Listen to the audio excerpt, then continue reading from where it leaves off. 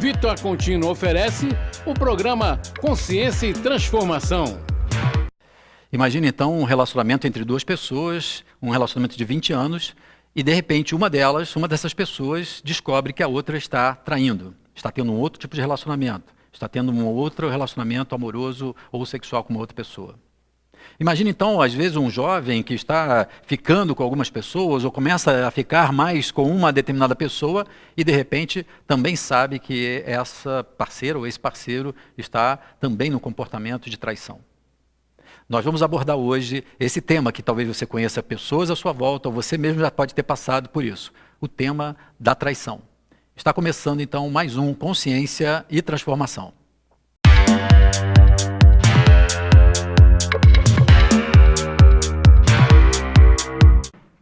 Olá, nós estamos aqui mais uma vez no nosso programa Consciência e Transformação. Toda sexta, às 11 horas, de 11 a meio-dia, num programa ao vivo, onde, como você agora já sabe, na primeira parte desse programa nós apresentamos um tema, abordamos um tema, e no segundo bloco, na segunda meia hora do nosso programa, por ser ao vivo, eu respondo a sua dúvida, a sua pergunta, não só sobre o tema que eu estou abordando no programa, mas sobre qualquer tema relacionado à psicopatologia, aos sofrimentos, às questões do comportamento, do psiquismo, espiritualidade, vida passada, enfim. Essa nossa área de experiência ao longo de todos esses anos, onde a gente pode trazer, então, reflexões, esclarecimentos para você. E depois, aqueles que de alguma forma não podem assistir, esse programa fica disponível não só no canal da TV Nova Luz, no canal do YouTube da TV Nova Luz, mas também no canal do YouTube do Milton Menezes. Então, depois do programa ao vivo, você pode então acessar a qualquer momento, a qualquer hora, pelo canal do YouTube, os programas que nós temos apresentado aqui para você. E hoje, em particular, nós vamos abordar essa questão que eu introduzi agora na chamada do programa. A questão da traição no relacionamento amoroso. E por que isso, esse é um tema que as pessoas têm me pedido constantemente para abordar? É porque nesses anos todos, nesses 30 anos de experiência clínica, esse é um tema recorrente e motivador de muitos problemas, de muitos transtornos, de muitos sofrimentos das pessoas que atravessam dificuldades em relação à traição num relacionamento amoroso. Nós vamos abordar hoje aqui, e eu queria trazer para vocês esse tema em duas perspectivas, em duas formas de abordar. E é claro que em meia hora seria muito pouco tempo para nós abordarmos a complexidade, os desdobramentos de um tema como esse. Então, existe a perspectiva daquela pessoa que, de alguma forma, no problema da traição, é a que se sente traída, e, de alguma forma, a outra perspectiva é a dinâmica, aquilo que leva uma pessoa a provocar, a cometer, a, de alguma forma, ser a que trai. Hoje eu quero abordar com vocês reflexões e comentários acerca da pessoa que sofre a traição, que, de alguma forma, está na condição de se perceber, se dar conta, de repente, ser surpreendida, essa pessoa, por um processo de traição daquela outra pessoa com a qual ela tinha um relacionamento íntimo, um relacionamento afetivo, um relacionamento amoroso, conjugal, enfim. Qualquer tipo de relacionamento onde existe um tipo de acordo, um tipo de combinação, mesmo que às vezes uma combinação tácita, ou seja, não é uma combinação às vezes explícita em relação a quais são as regras desse relacionamento, mas de um modo geral existem algumas regras de expectativas de que se estabelecem, às vezes silenciosamente, não necessariamente tão claramente, e que de alguma forma essa combinação, essas regras, ela em algum momento ela é quebrada, ela é rompida unilateralmente. Ou seja, uma das partes rompe esse tipo de acordo e, às vezes, sem necessariamente uma comunicação ou sem uma conversa, enfim, fazendo com que, então, num dado momento, fique claro essa ruptura desse combinado, desse acordo que existia naquele tipo de relacionamento. O maior problema que nós temos, normalmente, nesses casos, da perspectiva da pessoa que é traída, a sensação diante dessa constatação uma quebra da confiança, uma quebra daquele tipo de perspectiva que se tinha em relação ao relacionamento, fazendo com que normalmente se desenvolvam dois tipos de sentimento. se você observar à sua volta, ou você mesmo que já pode ter passado por isso, normalmente a constatação de que aquela outra pessoa, o parceiro daquela relação, você surpreende com um comportamento, uma conduta completamente diferente, que envolve uma intimidade ou um tipo de compromisso, de envolvimento com uma outra pessoa sem o seu conhecimento, normalmente a primeira reação ela passa por dois tipos de sentimento. O primeiro é uma tristeza muito grande. Porque a tristeza, ela tem a ver com essa percepção de que, de alguma forma, nós vamos desmontar aquela expectativa que a gente tinha. Nós tínhamos uma ideia de um projeto com aquele relacionamento, uma perspectiva de futuro com aquele relacionamento, uma perspectiva, às vezes, do tipo de pessoa com a qual nós estamos nos relacionando. Então, fazemos uma imagem daquela pessoa, do tipo de caráter, do tipo de honestidade, de conduta, de princípios, de valores, e, de repente, somos surpreendidos com uma quebra, com a perda daquela imagem que nós criamos daquela pessoa. O outro tipo de sentimento, que normalmente a partir da tristeza, ele é desencadeado, é o sentimento da raiva. A constatação por aquele que se sentiu traído na relação, de que foi enganado durante algum tempo, que aquele acordo que às vezes a pessoa vem fazendo de tudo para poder manter, em termos de clareza, de transparência, de sinceridade, enfim, vem mantendo ao longo do tempo, ela percebe então que todo aquele esforço é colocado por terra porque o outro simplesmente não observou isso, não manteve esse tipo de expectativa, não sinalizou, não anunciou esse tipo de mudança e unilateralmente interfere, define uma mudança na conduta daquele casal, daquele tipo de relacionamento, interferindo então nas expectativas e também nesse tipo de imagem que a pessoa traída ela estabeleceu. Isso faz com que então a gente comece a ficar e desenvolver uma raiva por conta da pessoa ter agido daquela forma. A raiva, de alguma forma, de termos nos sentido, às vezes, bobos, porque a pessoa se sente boba por ter acreditado, ter mantido um tipo de atitude, e o outro, na verdade, estava num outro tipo de comportamento. Essa raiva, normalmente, ela é um dos principais problemas da situação da traição num relacionamento amoroso. Mas uma das coisas que eu queria falar aqui também com vocês, e fazer um parênteses, antes de abordar as questões do dilema de quem passa por uma situação de traição, é uma outra que envolve esse tema e que também é muito comum. Eu tenho tido muitas experiências na área clínica de pessoas que passam por esse problema, que não necessariamente a pessoa que é traída ou que já foi traída, mas é a pessoa que tem um medo de vir a ser traída. Nós temos encontrado, ao longo desses anos todos de clínica, de prática clínica, diversas pessoas que acabam buscando o consultório porque estão com um problema de relacionamento, têm problemas às vezes para iniciar um relacionamento, porque simplesmente têm um medo intenso de que podem vir a ser traídas. Se esse medo é muito intenso e a pessoa antecipa isso, ela pode, por exemplo, desencadear uma dificuldade de estabelecer um relacionamento amoroso. Tamanha é a apreensão, a preocupação da situação que essa pessoa antecipa de vir a ser traída, de estar numa situação onde tem essa quebra de confiança, essa frustração, que ela antecipadamente desenvolve um tipo de ansiedade e aí então, antecipando esse risco, ela simplesmente acaba não estabelecendo uma relação com quem quer que seja. As dificuldades, então, muitas vezes, são por conta desse medo que faz a pessoa recuar e não avançar numa relação onde sempre, de alguma forma, nós vamos ter que ir estabelecendo princípios básicos de confiança, de relacionamento, de expectativas, e nem sempre expectativas vão se confirmar. Mas, muitas vezes, o medo dessa possibilidade de ser traída é de tal forma que as pessoas evitam o relacionamento amoroso. A outra situação em relação a isso é as pessoas que estão no relacionamento, se relacionam com um parceiro ou uma parceira, isso tanto faz, né, tanto do sexo masculino como do sexo feminino. As pessoas às vezes atribuem muito essa questão da traição às mulheres, mas isso na minha experiência clínica, isso é invariável, ou seja, tanto homens como mulheres podem e costumam desenvolver temores e medos em relação a esse tipo de situação.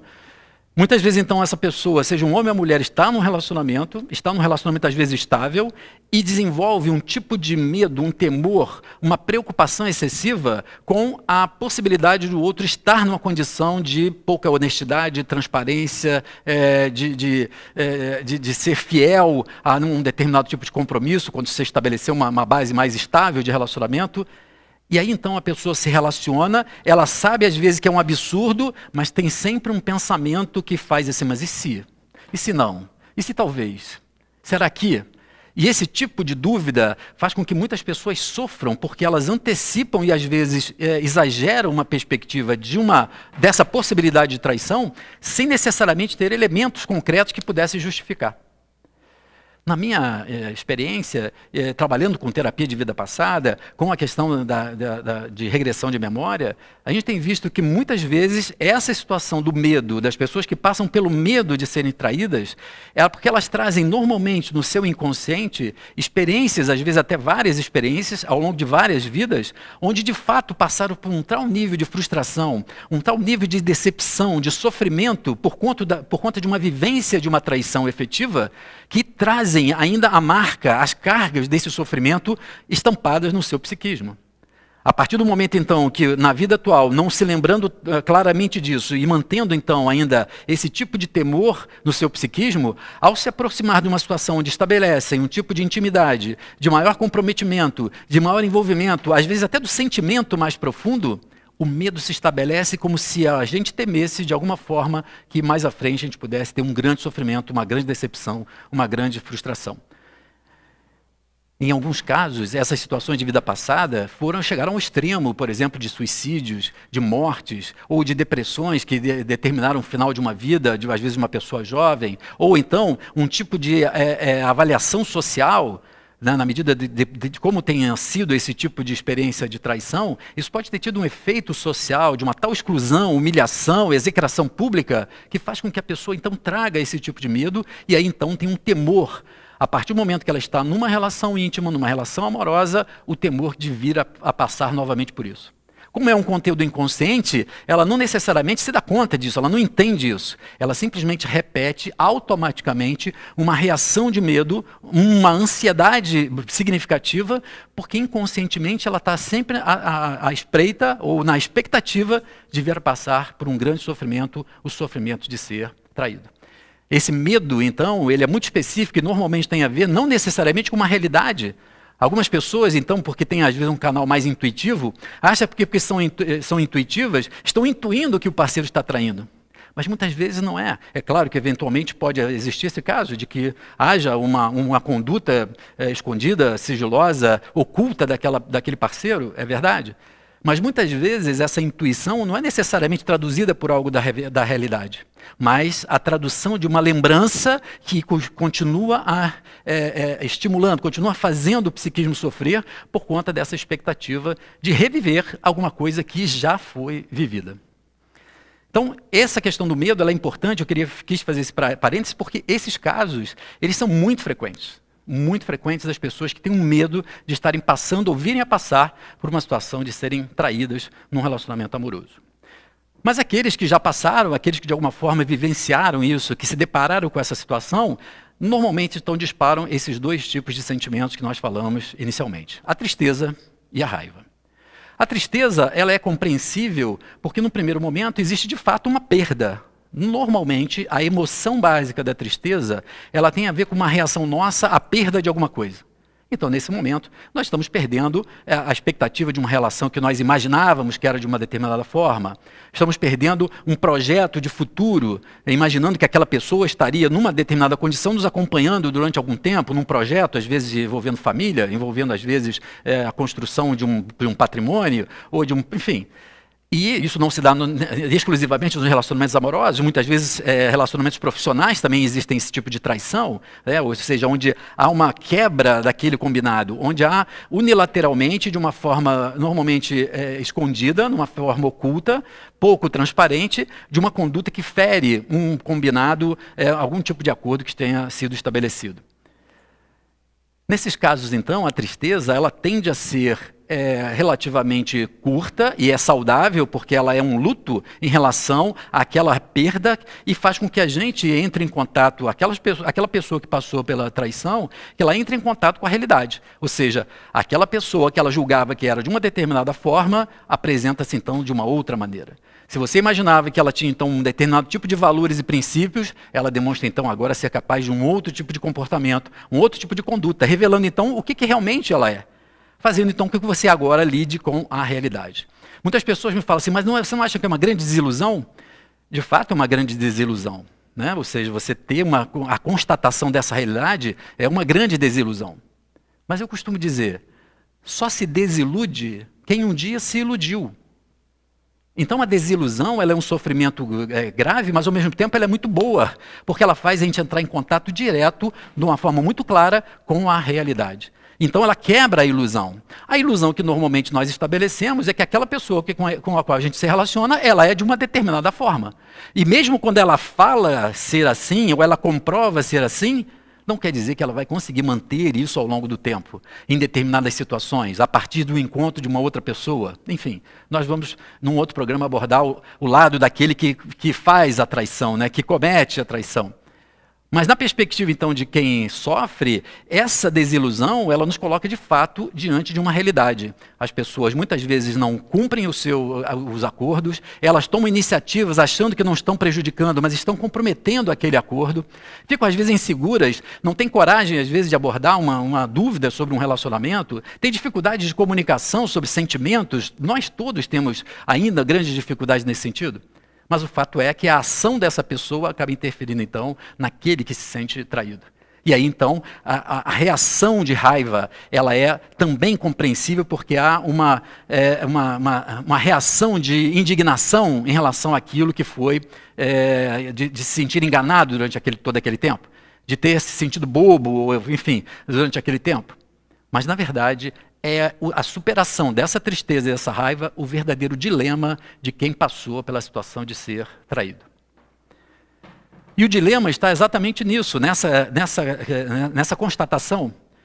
Uma coisa é nós lidarmos com o fato e percebermos que aquela pessoa que nós gostamos, a pessoa que nós imaginávamos que era de uma determinada forma, que seria capaz de manter um determinado comportamento durante algum tempo, nós constatarmos que, na verdade, ela mostra uma outra faceta, se revela de uma outra forma, demonstra talvez um tipo de falta de coragem, de fraqueza, ou seja o que for. E nós nos deparamos com isso, com essa indignação em relação a isso. O dilema está entre o que nós vamos fazer a partir do momento que constatamos nessa situação de traição, com essa tristeza e com essa raiva. O dilema está exatamente em conseguirmos ver as duas opções que nós temos nesse dilema. Se nós vamos ser capazes de superar e deixar para trás essa tristeza e essa raiva, ou se nós vamos continuar mantendo em nós essa tristeza e essa raiva. E esse é um dilema difícil, porque ele não passa muitas vezes, ou necessariamente, pela via da razão. Algumas vezes as pessoas têm dificuldades, mesmo entendendo talvez a necessidade de poder superar aquela situação, deixar aquele episódio para trás. As situações são tão complexas e tão individuais que faz com que cada um de nós reaja de uma forma diferente, ficando mais ou menos embolado nessa situação. Que faz, mesmo que num processo de separação, faz com que a gente mantenha mais ou menos esse resíduo durante algum tempo. E, evidentemente, imaginem vocês, quanto mais nós mantemos dentro de nós, no nosso psiquismo, essa raiva e essa tristeza, muito maior é a possibilidade de nós desenvolvermos um sofrimento significativo, uma somatização afetando, por exemplo, o nosso corpo físico, afetando minimamente a possibilidade de uma nova relação. Vai influenciar a forma e a maneira, o perfil de como nós vamos lidar numa situação de relacionamento amoroso num próximo momento. Então vejo que quando nós falamos então da manutenção dessa raiva e dessa tristeza, nós estamos falando, principalmente quando falamos da raiva, desse mecanismo de ressentimento. Uma coisa é nós, num primeiro momento, identificarmos essa surpresa, sermos surpreendidos com esse fato. Temos essa indignação, eu costumo chamar isso da justa indignação. Ou seja, uma indignação, um momento de raiva que é justo porque, de fato, tem uma quebra de expectativas. Tem algo que, de alguma forma, nós avaliamos como sendo inadequado para aquilo que tinha sido combinado. Ok? Então, ela é justa, essa indignação. Mas o problema é quando nós não nos apercebemos disso e, ao invés de conseguirmos elaborar essa realidade e nos posicionarmos de uma forma mais madura, continuamos mantendo esse tipo de ressentimento no nosso coração, na nossa mente. E somos capazes, então, de, mesmo às vezes, nos afastando da pessoa que foi a que nos traiu, nos afastamos, mas continuamos com aquilo na nossa mente. Repassamos sistematicamente. Pessoas que passam, às vezes, 24 horas, 7 dias por semana, repassando e não deixando de lembrar-se daquela frustração, daquele tempo perdido, do projeto de vida que foi interrompido pelo outro. De tal forma que a gente fica ressentindo, e esse é um problema do ressentimento, a gente fica ressentindo a raiva. E já não é então mais justa porque o outro já fez, isso já é um fato. Mas nós é que acabamos mantendo esse ressentimento dentro de nós. Somos nós que então provocamos um looping, onde nós mantemos presos àquela imagem, àquela sensação, aquela situação que nós vivemos, o sofrimento que nós experimentamos, e repassamos aquilo invariavelmente, muitas vezes na nossa mente, e fazendo então com que haja uma corrosão por essa raiva, por esse ressentimento no nosso psiquismo. Podendo inclusive se repercutir no nosso corpo, como eu disse. Alguns processos de somatização, ou seja, um processo físico que acaba sendo desencadeado por uma questão emocional, ela pode ser provocada por conta desse ressentimento, dessa raiva mantida ao longo de muito tempo e não sendo elaborada como algo para o crescimento das pessoas. É claro que você pode dizer assim, Milton, mas espera aí, mas quer dizer que é fácil você superar então uma situação como essa, de você ser traído? Não, evidentemente, pode parecer simples, mas não é fácil. Mas o dilema que você tem é entre você manter, e apesar de parecer lógico, parecer justo, parecer que de fato você tenha sido vítima de uma determinada ação do outro, na medida que você mantém o ressentimento, você que passa a ser responsável pela consequência da manutenção disso na sua vida. E outra, muitas vezes aquele que traiu, aquele que cometeu esse tipo de traição, ele seguiu a sua vida e sequer já pensa mais em você. Ou seja, mas você então é que continua alimentando essa raiva como às vezes uma expectativa de justiça, achando que as coisas deveriam ter sido de uma outra forma, que aquela pessoa não podia ter feito isso. Quando nós encaramos essa frustração inicial de ver uma pessoa que nós confiávamos que fosse de uma determinada forma, agindo de uma forma completamente diferente, às vezes até nos sentindo agredidos, violentados por aquela ação, é uma oportunidade de nós compreendermos que a natureza humana, o ser humano, ele tem essas instabilidades. Nós lidamos com pessoas que muitas vezes não vão ser capazes de manter um ponto de vista, um determinado valor ao longo do tempo ou a partir de uma determinada situação. Vejam que talvez você que está me ouvindo também em algum momento já mudou de opinião, já mudou de ponto de vista em várias situações, não só amorosas, e foi capaz de repente ter que lidar com essa frustração do outro, porque você começa a perceber que você quer agir diferente, quer fazer novas escolhas. Nós temos dificuldade de poder compreender esse tipo de mudanças. Agora, a pergunta é como fazer então para conseguir perdoar? Então vejam, a questão do perdão, ela é muito complicada nessa situação, porque ela é uma questão que tem um aspecto que pode ser considerado, que eu costumo dizer que é um aspecto geral, mas tem outro aspecto que é extremamente pessoal, particular, totalmente singular. O aspecto que é geral do perdão, e eu diria para vocês, é a necessidade de se conseguir perdoar numa situação como essa. Uma situação de perdoar é geral por quê? Porque justamente para a gente não ficar nesse processo, nesse looping do ressentimento que vai trazer para nós mesmos, além da frustração da traição, uma série de outras consequências, esse perdão faz com que a gente simplesmente desconecte com aquela ação. Algumas pessoas dizem que o primeiro passo do perdão é a questão do esquecimento. Ou seja, ao invés de pensarmos num sentimento de perdão, o primeiro passo desse processo é um processo de esquecimento, ou seja, procurarmos esquecer o fato, fazendo com que apenas a gente possa elaborar a forma como nós vamos lidar com ele daqui para frente. Mas esquecer o fato, porque se a gente fica também remoendo esse fato, nós mantemos muitas vezes as repercussões emocionais na nossa mente, no nosso psiquismo. Então, esse esquecimento ele é o primeiro passo do perdão. O perdão, então, tem a ver com nós nos desconectarmos com aquele fato, com aquela pessoa, com aquele tipo de evento que tenha ocorrido. Essa então é uma necessidade que eu diria que é geral, porque ela beneficia você que, tendo passado pela situação de ser traído ou traída, percebe então que é a sua possibilidade de se liberar disso que vai inclusive fazer com que você possa superar isso, possa então tocar a sua vida, possa buscar um outro tipo de projeto de felicidade. Agora, o outro aspecto do perdão, que aí sim é singular, é que se, a partir do momento que você é capaz de começar a esquecer aquele fato, começar então a rever a sua postura dali para frente a partir daquele fato, se você é capaz de continuar convivendo com aquela pessoa ou não. Porque eu tenho visto ao longo desses anos todos, casais que mesmo passando por situações de traição difíceis, conseguiram depois de algum tempo reatar e reativar esse tipo de compromisso, claro que numa outra base, numa base mais madura, claro que ainda talvez com cicatrizes, mas na medida que se consiga de fato diluir essa questão do ressentimento e da raiva, percebendo e conseguindo entender, verificando quais são as afinidades e o tipo de amor que ainda é capaz de sobreviver, é possível sim se manter ou voltar a conviver com alguém que nos traiu. Em outros casos, a constatação dessa diferença de comportamento, de conduta, do sofrimento que aquela pessoa nos causou é de tal ordem que mesmo naquele processo de perdão geral, onde eu procuro então deixar de lado, compreender que na verdade as pessoas são capazes às vezes de não cumprir os combinados, de não cumprir os acordos, de não pensarem nos outros e pensarem só em si mesmas, e eu sou capaz de entender isso e começar a perdoar, pode ser que então eu chegue à conclusão de que eu não quero, eu não consigo e não desejo conviver com uma pessoa dessa forma. Uma pessoa desse tipo, ou aquela pessoa. Isso então faz com que haja, depois desse primeiro perdão geral, e ainda em função dele, uma escolha sua se você quer ou não continuar convivendo com aquela pessoa.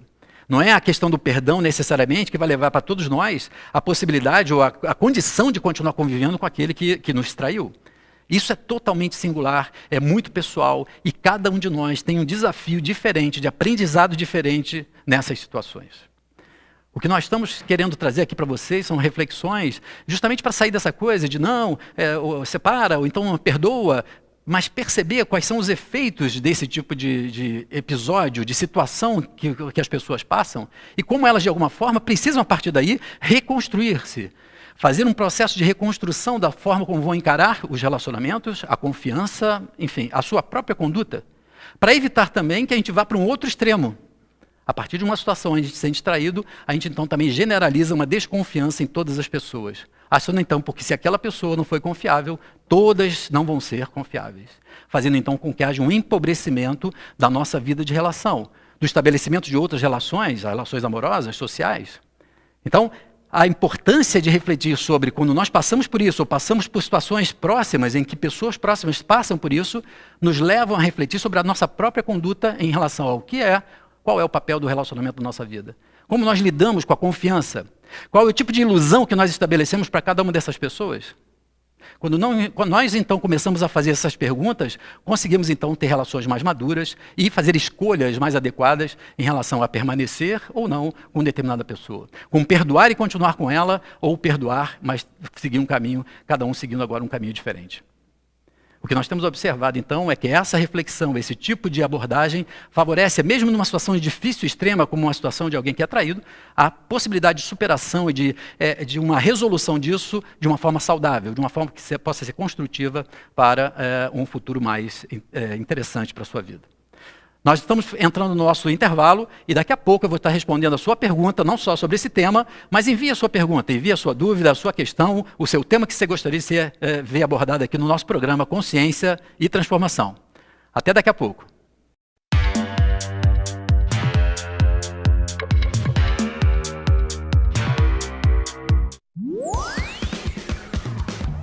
Fala, galera espírita! Chega de férias, estamos voltando com tudo e de cara nova. Se liga no que vai rolar nessa nova temporada. Debates. Porque muita gente chegava no meio da palestra porque ia só para tomar passe. trocar de Fale novo. por você. Por que a gente não pode ter uma música que fala sobre mediunidade e reencarnação, sendo ouvido por pessoas que não são espíritos, que gostam e curtam aquele... É preconceito também. Polêmica, exclusivo. Peraí. De cueca na sala do passe, Sim, procede? sempre que falam do funk, eu não ouço funk, mas eu defendo a diversidade. Pô, não existe um tipo de música pra ser espírita, né? Escuta aqui, ô minha querida. Música. Diga a montanha pra sair daí.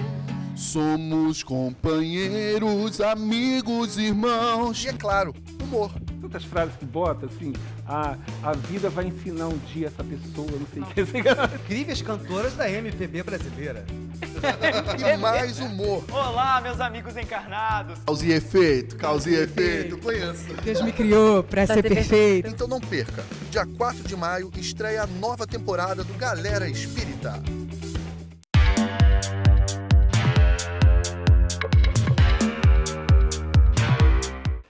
Bom, nós estamos de volta então ao nosso programa Consciência e Transformação.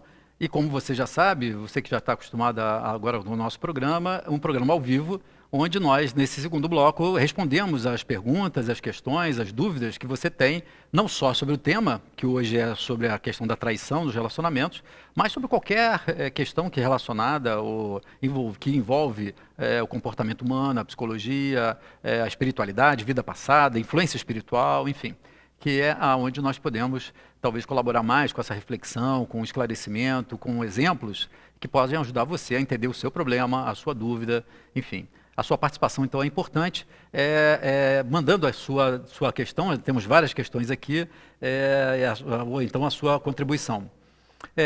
Obrigado a todos que estão aqui, né, dando o tradicional bom dia, obrigado a todos. A Elizabeth Santos coloca uma questão interessante, não é uma pergunta, mas é uma colocação, que ela diz o seguinte: além da raiva e tristeza, existe a culpa.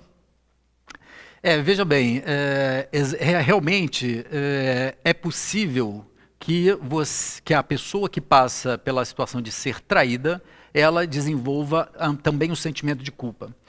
Evidentemente, a culpa, normalmente ela é mais comum, ela é mais frequente naquela pessoa que trai.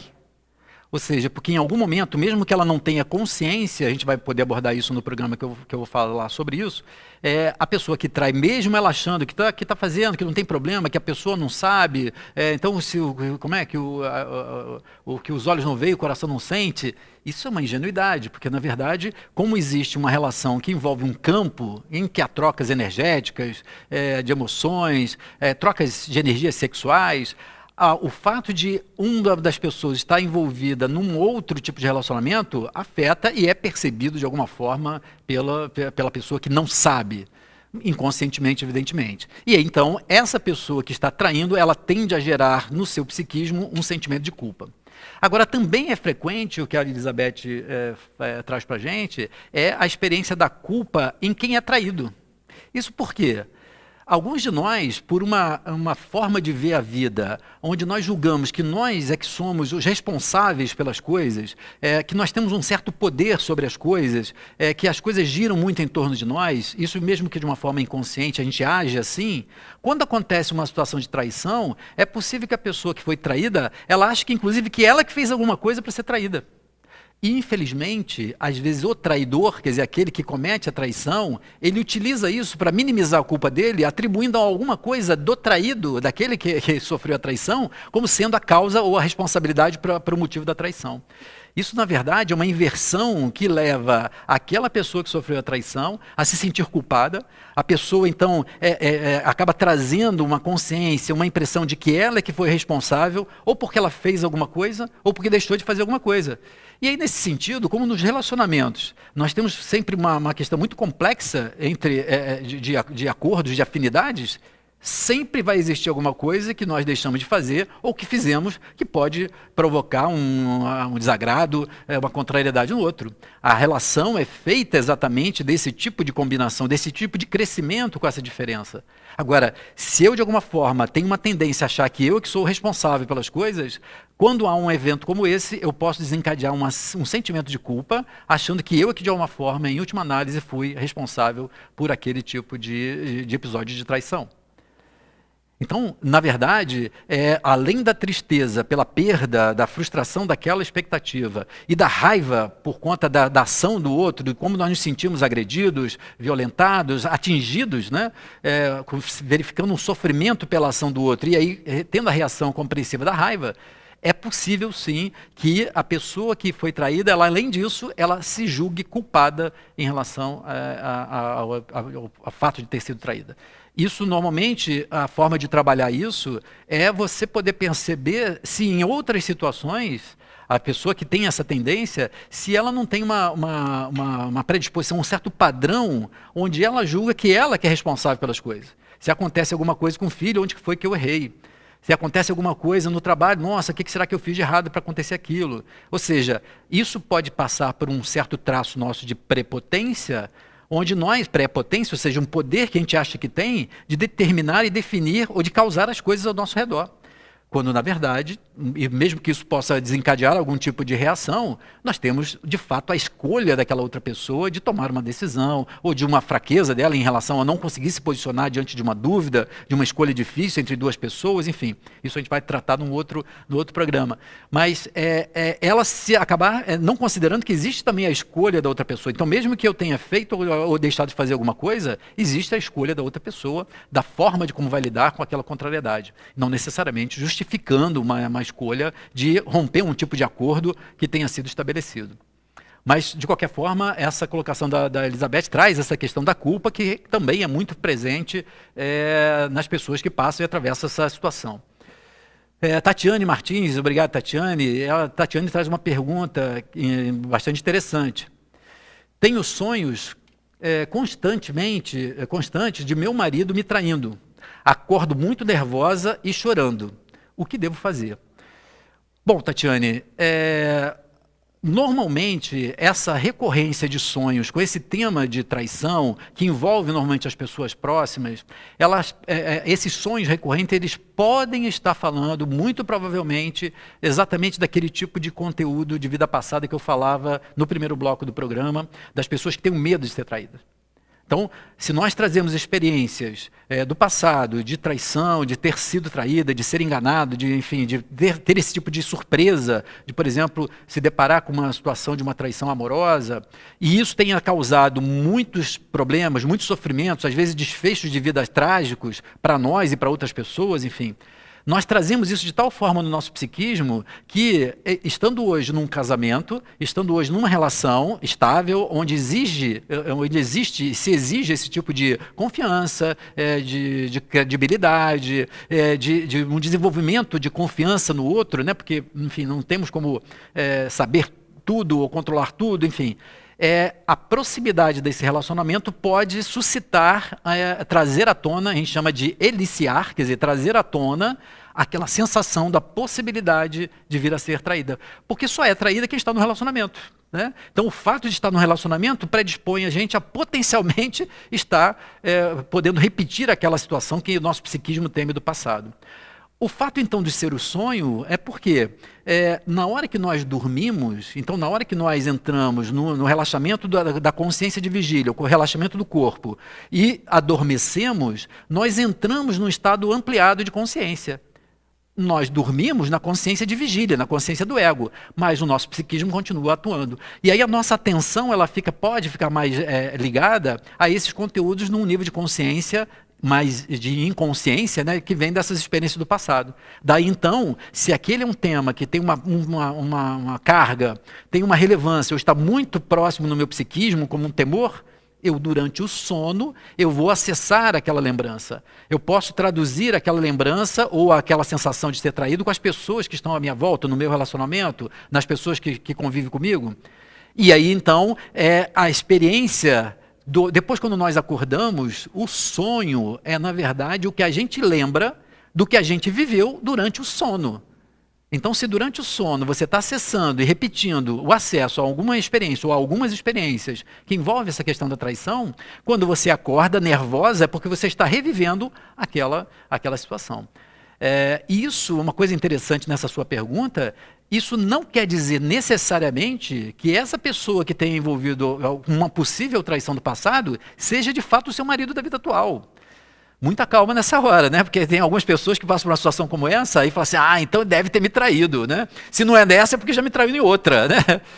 Muita calma, porque não necessariamente é isso. É possível que seja, sim, porque o processo da reencarnação, ele pode favorecer esse tipo de ocorrência, ou seja, aquela pessoa que promoveu o nosso sofrimento pela traição, hoje nós nos colocamos novamente, a vida nos aproxima, nós nos envolvemos com essa pessoa, às vezes com um compromisso de restabelecer elos de respeito, de consideração, de carinho, enfim. E isso é possível, mas não necessariamente.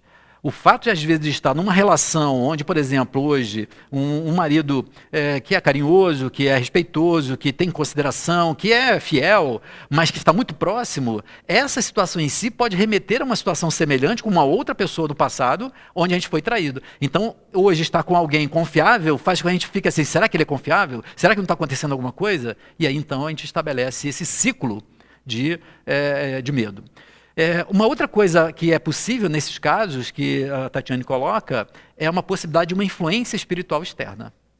Então, uma influência espiritual externa, algum tipo de desafeto, algum tipo de relacionamento de alguém estando desencarnado, mas ligado ao nosso psiquismo, estimula esse tipo de medo para que a gente entre num processo de sofrimento, para que a gente entre num processo de angústia, de desconforto.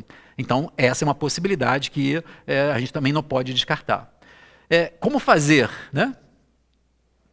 Bom, como fazer é primeiro você ser capaz de, por exemplo, conversar com seu marido sobre isso. Porque isso faz com que se estabeleça, a partir da percepção dessa comunicação sobre um tema que é delicado, envolvendo os nossos temores, a nossa insegurança, favorece que, de alguma forma, você comece a sentir-se realmente, na sua relação real com ele hoje, na vida atual, se ela inspira algum tipo de dúvida ou não. Se há uma possibilidade de uma conversa mais ampla nesse sentido. Porque aí, se não tem, você vai começar a desmontar e se desconectar, porque aquela experiência fica, então, sendo apenas uma experiência do passado. E, do contrário, pode, de repente, abrir a possibilidade de uma percepção de algo que esteja acontecendo. Na medida que esse medo e esses sonhos eles permaneçam e não haja uma resolução, aí é preciso procurar ajuda. Porque, muitas vezes, é essa ligação com esse conteúdo do passado muito forte que dificulta, nos aprisiona a uma impressão, às vezes, não verdadeira, de que a gente realmente está prestes a ser traído, que a gente já está sendo traído e não se dá conta. Como eu falei aqui no primeiro bloco. É muito comum pessoas que desenvolvem ao longo das relações temores, às vezes infundados, sobre a questão da traição. Só que como hoje nós temos uma certa liberalidade, ou seja, há uma certa facilidade das relações circunstanciais, acidentais, onde as pessoas mantêm relações às vezes muito momentâneas, há um certo consenso de que isso aumenta a possibilidade de esteja ocorrendo com a gente. E isso aumenta, então, os nossos acessos a possíveis conteúdos do passado. E uma outra questão pela possibilidade que nós temos de, muitas vezes, acessar experiências que, se nós observarmos no passado, a forma de relacionamentos também sexuais e íntimos no passado, sempre foram, ao longo da história da humanidade, com muitas dificuldades e muitos problemas. Com muitos tipos de traição, de desenganos, de filhos bastardos, enfim. Gerando, então, em muitos de nós, situações muito sofridas no passado. E que hoje voltam à tona no sentido de uma resolução para nós começarmos a descobrir, a desenvolver o real papel, o real sentido de um relacionamento amoroso na nossa vida. Mas essa pergunta da Tatiane foi bem interessante sobre a questão dos sonhos, né? Joilson, um abraço também para você. Maria de Fátima, grande, um abraço para você também. A Elizabeth coloca, não me vejo tendo nenhum relacionamento amoroso porque não acredito mais nesse amor. Isso é aquele que eu falei há pouco, sobre o risco de a gente, a partir de uma experiência de traição, a gente desmontar de tal forma a nossa autoconfiança e a confiança nos outros, que a gente então tende a generalizar. Porque então, é como se a gente fizesse uma coisa que é compreensível, mas ela tem uma certa rigidez de pensamento. Né? Uma certa ignorância nossa, vamos dizer assim, porque é uma ignorância emocional, evidentemente. É como se a gente pensasse assim, se essa pessoa, se esse homem ou se essa mulher me enganou, então todos os homens vão me enganar. Ou todas as mulheres não são confiáveis, ou eu não vou mais acreditar nesse amor. Como se então aquela pessoa, ela pudesse então representar a possibilidade total de vivência do amor, do relacionamento, da confiança, do compartilhar com alguém. Quando, na verdade, nós temos diversas pessoas. Ah, mas hoje a maioria das pessoas não respeita. Pode ser que, estatisticamente, a gente observe que, de fato, muitas pessoas hoje não estão dispostas a respeitar os acordos. Mas existem outras tantas pessoas que estão dispostas realmente a manter um tipo de relacionamento estável, de ter acordos. E quando eu falo de acordos, são acordos. Quer dizer, quanto mais claro está o acordo do que se espera de cada um, fica muito mais fácil de poder se posicionar em relação a isso. Às vezes nós mesmos esperamos alguma coisa que não foi tão clarificada. Nós imaginamos que um relacionamento seja dessa forma ou daquela. E aí quando o outro age de uma outra forma, a gente se surpreende. Então é preciso buscar esse nível de comunicação para que de fato a gente possa estar garantindo e nós escolhendo a cada momento, se é o tipo de relação que eu quero, se é o tipo de pessoa que eu quero estar convivendo, se é o tipo de relacionamento que eu pretendo para o meu futuro. Isso favorece que as nossas escolhas não sejam efetivamente surpreendidas por um comportamento tão diferenciado daquela parte, daquele parceiro ou parceira com que nós convivemos. Ok, Elizabeth? Carmen, também um abraço para você. A Marta coloca aqui, eu também tenho medo de relacionamento, fui traído em 90% dos casos que tive. Né, Marta, infelizmente isso que a gente estava falando hoje, ainda há pouco, há uma certa banalização do relacionamento em relação às pessoas. Nós buscamos muitas vezes o relacionamento circunstancial, mais momentâneo, mais superficial, e não nos deparamos ou não nos damos conta que muitas vezes estamos estimulando e alimentando expectativas. Às vezes, pelo processo da sedução, a gente quer seduzir alguém para um relacionamento, por exemplo, sexual, e somos capazes de prometer ou sinalizar como tendo um tipo de afetividade que de fato não está acontecendo. Isso, então, fazendo com que depois o outro se sinta atraído. Ou então, há uma necessidade que algumas pessoas, e talvez muitas pessoas tenham, de ter um tipo de variedade de relacionamentos, fazendo com que, então, ao invés de escolher por essa variedade, eu sobreponha vários relacionamentos ao mesmo tempo.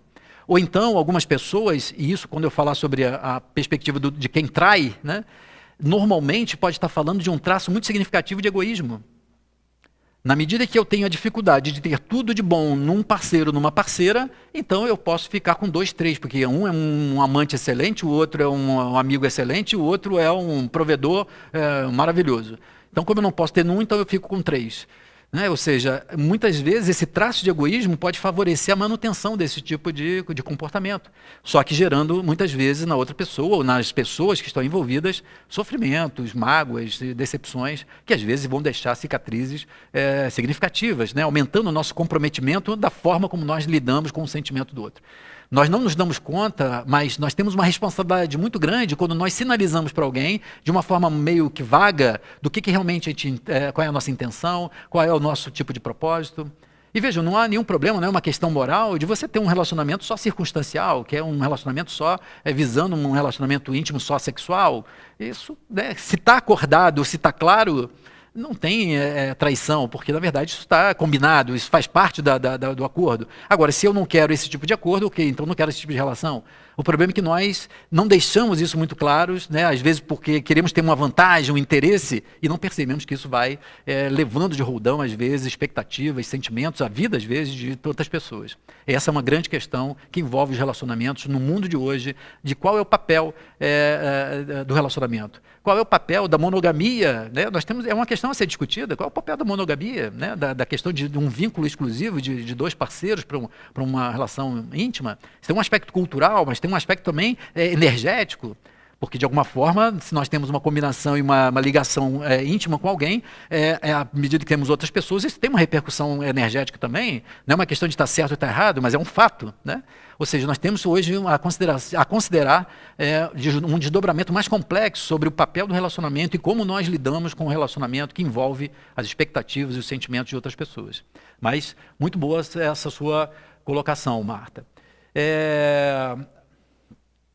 A Elizabeth coloca uma outra questão, Elizabeth Santos, uma questão interessante. A pessoa que trai parece sentir prazer em fazer o outro sofrer. É por isso que eu vou fazer um programa sobre a perspectiva de quem trai. Por quê? Não que a gente deva com isso aceitar e concordar com as pessoas que traem, mas tem um motivo também, tem uma lógica daquela pessoa que de alguma forma provoca a traição. Algumas vezes uma grande insegurança em relação a, por exemplo, não conseguir se ver só, e aí às vezes mantém 2 relacionamentos porque está na dúvida se consegue decidir sobre um ou outro. já encontrei vários clientes com esse tipo de dificuldade, mas às vezes tem esse prazer. Esse prazer que Elizabeth Santos coloca é possível ser encontrado. Porque nós temos uma tendência a achar que essa possibilidade de estar com alguém e ser capaz de enganar esse alguém para ficar com outro alguém e que também não sabe do outro e dá uma certa sensação por exemplo, a pessoa tem um traço muito forte de orgulho, de que isso faz com que a gente se sinta melhor do que os outros. Porque a gente consegue enganar, consegue ter as pessoas, consegue se relacionar, ninguém descobre, a gente consegue ter, então, 2 a 3, 2 relacionamentos ao mesmo tempo, como se isso fosse um sinal de superioridade, como se fosse um sinal de virilidade. Né? E alguns homens acabam associando isso a um sinal de virilidade. Ou seja, é possível também ter e às vezes tem um aspecto que pode ser uma patologia. Né? Existem algumas patologias que têm esse prazer no sofrimento do outro. O prazer de sentir que está enganado, ou que está enganando o outro. Sentir-se, por exemplo, eu já tive um cliente há alguns anos atrás, que ele falou assim, ele tinha o maior prazer porque ele tinha no mesmo ambiente social a esposa, a amante, a esposa não sabia da amante, a amante sabia da esposa, evidentemente, sabia que e ele com isso tinha aquela sensação de que todo mundo ali estava sendo enganado, porque ninguém sabia, só ele sabia, e a amante também, e ele conseguia manter aquilo, e dava um certo prazer. Claro que isso tem uma distorção em relação a um prazer que acaba provocando, né, um tipo de repercussão nas pessoas que estão envolvidas. Mas é possível, sim, a pessoa que está traindo, ela tem um prazer por conta principalmente dessa questão de parecer isso uma superioridade em relação às outras pessoas. Gostaria... como trabalhar o medo, Iris? Como trabalhar o medo? É isso que eu estava falando, né, Iris? A questão do medo é principalmente você procurar... primeiro, assim, às vezes é difícil, quando eu estou numa situação dessa clínica com um cliente que tem esse tipo de dúvida, porque nem sempre eu posso afirmar para o cliente, falar assim, isso que você está sentindo é um absurdo, não existe. Porque, infelizmente, é possível que aquela pessoa, de fato, esteja traindo, né? Como é que a gente vai afirmar isso ou aquilo? Agora, tem alguns exageros, tem algumas reações que são desproporcionais, que aí podem identificar para você a exacerbação desse medo, que esse medo tem uma origem dessa, como a gente está falando. Agora, a melhor forma disso é um tipo de comunicação, de transparência, inclusive da sua insegurança, no caso de se você tem isso no seu relacionamento, da sua insegurança.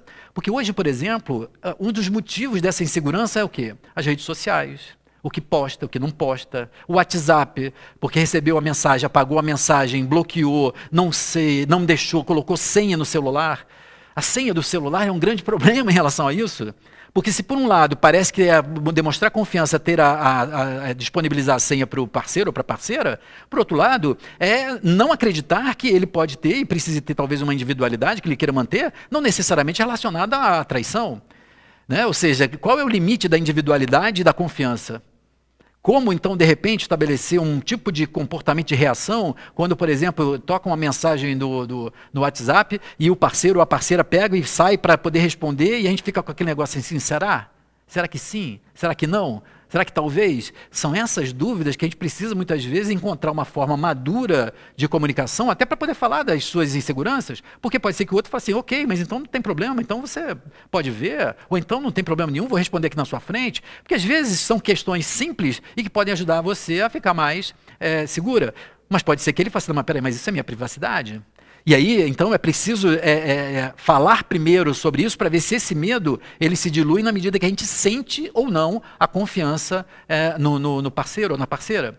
Se esse medo, então, volto a dizer, a partir dessa aproximação, ele permanece intenso, aí é preciso buscar ajuda, porque é sinal que ele tem um tipo de automatismo, de uma reação tão automática, que traz o medo, que invade como um pensamento obsessivo, às vezes, trazendo uma série de repercussões para a sua vida emocional e para a sua vida relacional, muitas vezes até infundada. Né? Mas essa busca da comunicação faz com que a gente possa sentir se realmente há um motivo de preocupação, e aí a gente ter uma cautela razoável sobre o que a gente vai fazer, ou se nós, de alguma forma, vamos nos sentir mais confiantes, porque parece que desfaz os motivos do nosso medo. Mas obrigado pela sua pergunta, Iris. Muitas perguntas aqui. Já fui traída 2 vezes, Tatiane, e me sinto mal. Nunca traí, já fui traída. Perdoei. Fui traída de novo. Perdoei. Hoje vivemos muito bem. Não a ação de quem perdoa que muda a relação, é a mudança de atitude de quem trai que conta. Evelane, eu concordo em parte com você, porque, de fato, não adianta só a gente ser capaz de perdoar, por exemplo, e a gente ser capaz de relevar isso, ser capaz de entender, às vezes, um momento de fraqueza, um momento de dúvida, uma escolha equivocada, e depois uma proposta de retomada da relação, isso é possível. E é claro que, então, o que você fala faz sentido, que a ação do outro é que vai nos dar condição de saber se realmente a gente está disposto àquilo ou não. Mas, muitas vezes, porque você fala na perspectiva de já ter conseguido perdoar. Mas se uma pessoa que passa pela traição, ela quer manter, porque ela tem um projeto que ela não quer abrir mão, um projeto de felicidade com aquele parceiro ou com aquela parceira. Ele não quer abrir mão, aquela pessoa não quer abrir mão daquele projeto.